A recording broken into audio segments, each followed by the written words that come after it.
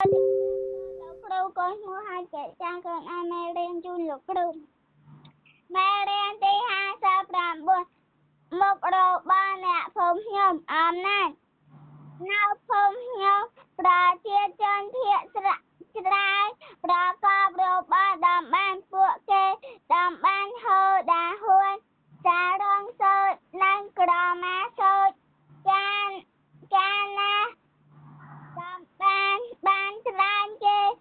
យកវាទៅលក់នៅឯទីក្រុងហូដាហួននៅទីនោះមានគុណភាពល្អហើយលក់ដាច់ណាស់គ្រួសារអ្នកតំបានទាំងចាស់ទាំងក្មេងមានការងាររៀងខ្លួនមនុស្សធំជួយសនឹង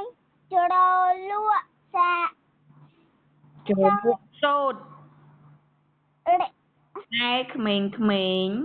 ក្មេងពេលទំនេរជួយរវៃនឹងការសូត្រអ្នកភូមិ